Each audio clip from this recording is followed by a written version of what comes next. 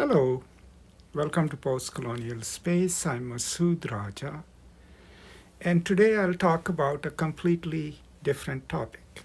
It's still educational, but it's about my own journey into learning about UX research and UX design, which is user experience research and user experience design. So, first of all, how I got into it. So, a few months ago, I started thinking about retooling myself, trying to change maybe my profession or my life. And I accidentally, in my research, found out that there is a huge field called user experience research where my skills somewhat could be translated. At least that's the assumption I had. And then I reached out to a senior practitioner in the field and had a wonderful conversation with her, and she really guided me well. And I learned about my own inadequacies as of right now in terms of translating my skills to user experience research. Now, basically, just to sum it up for those of you who might not be familiar, everything that's made in this world, material or software or anything, is designed, right? We traditionally assume that designers are these programmers sitting in their silos and creating designs, but actually, most companies and even governments rely heavily on researching the users, right? That's why it's called human-centered design.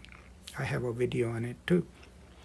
So because of that imperative, because of incorporating the users either commercially or in government terms in services, there is a lot of emphasis on researching what the users want, and that emphasizes the need not just for quantitative research, not just for data, but actual qualitative research where you go and talk to the users, you observe them, right? You interview them. And then if you've made something, you take that product to them and let them test it. That is called usability testing. So in any given design team, there are at least 4 jobs that you, me, and anyone else can train ourselves for. Well, we may not be able to become programmers, right? But we can become UX researchers. We can become usability experts, people who go and test the products or services with actual people. And we can become, content specialists. These are the people who, when an app is being designed, they're the ones who write microcopy, the text that you see in an error message or in a notification. So there are at least 3 jobs that are directly related to people who can write well and can do research. But of course, I'm a humanist, so my training is not that of an ethnographer. So when I talked to this senior UX researcher, she gave me some pointers, right? First of all, how to translate my current work into UX vocabulary, but also to take some courses, and gave me the suggestion about Interaction Design Foundation. Now, this is an organization. I'll post the link in the description. And they specialize in developing self-paced online courses on user-centered design. They're actually, in my opinion, now that I've compared, the best company out there. There is a payment for their courses, but the payment is not per course. You just become a member. In the United States, you pay $19 a month, and then you can take as many courses as you want. So, of course, I'm excited. I want to learn. So right now I'm signed up for 20 courses, and I'm keeping pace, right? I'm learning. Here is my experience so far. I started from the scratch, not having a lot of idea about user-centered design. And in 4 weeks of working on these courses, that's the brilliant part of their design, is that I know the basics of user-centered design. I know why empathy is important, why feeling for the others is important. I've always known that as a humanist. I teach it.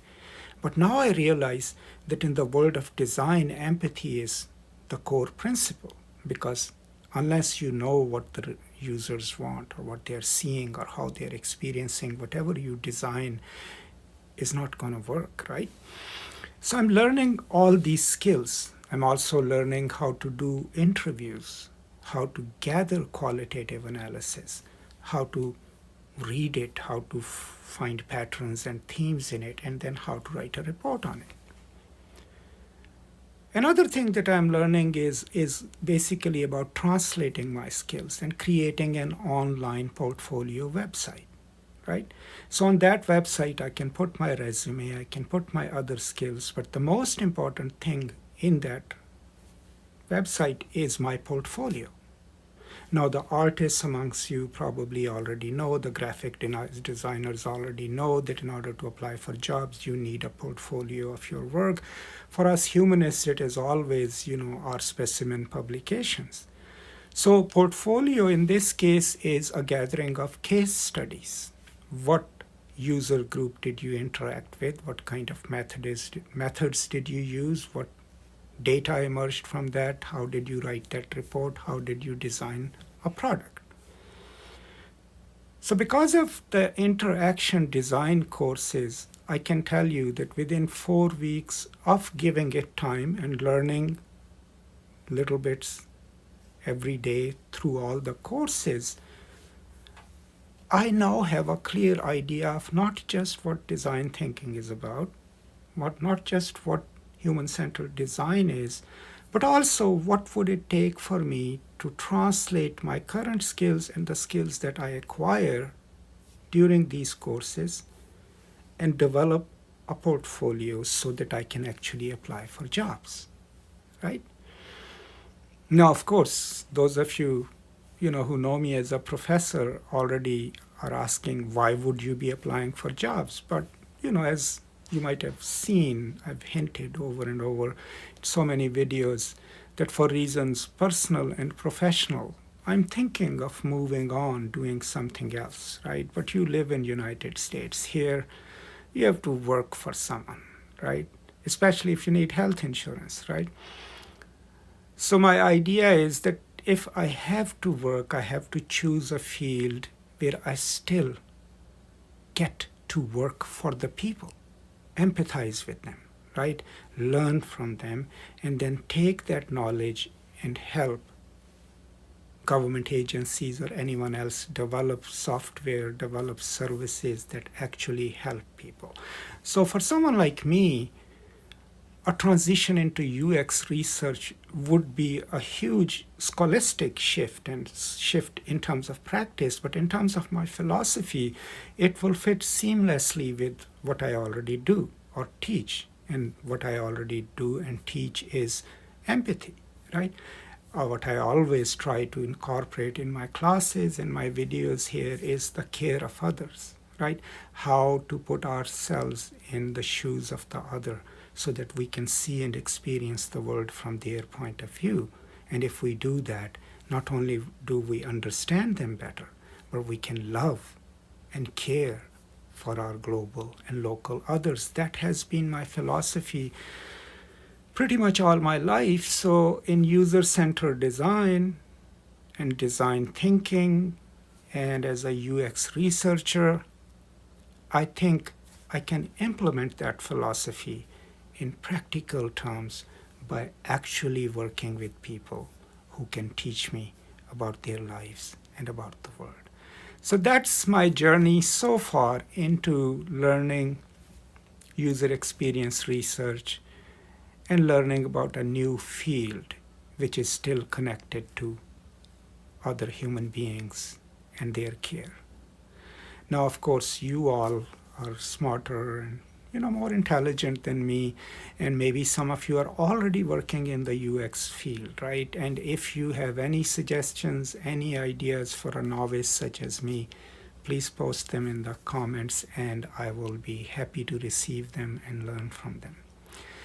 If you have any questions that you might want to ask about my learning process, or about the courses that I'm taking, post them in the questions and I'll be happy to answer them.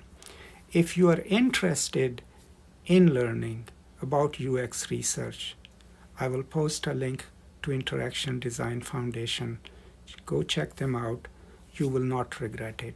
The course content is developed by some highly skillful and caring professionals, and I think it speaks for itself.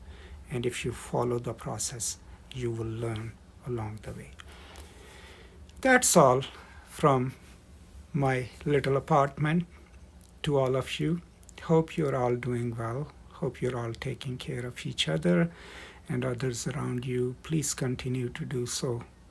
This world, we made it into what it is, but it's sometimes a really harsh and unwelcoming place. So if your little actions here and there can put a smile on someone's face, don't be stingy with that action. Share your generosity, your kindness with others. Make someone's day, and the universe will reward you for that. That's all.